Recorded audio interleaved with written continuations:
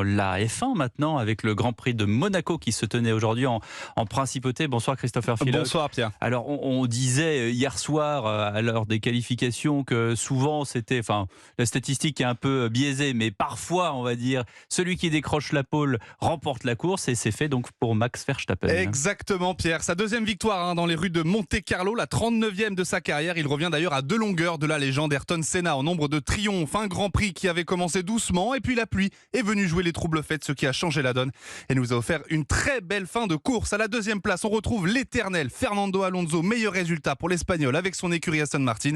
5 podiums d'ailleurs en 6 courses pour lui.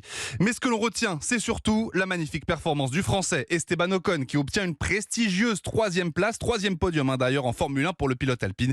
Esteban Ocon qui savoure au micro de Canal+. C'est une émotion de fou. Ouais, je ne saurais pas la décrire. Tout le week-end, j'ai eu un soutien énorme de la part de tout le monde. Des gens qui me disaient « Allez Esteban, on te veut te voir sur le podium. Tu vas être sur le podium, on le sent. » Et voilà, il y avait quelque chose de différent. Donc c'est juste incroyable et c'est que le début, j'espère.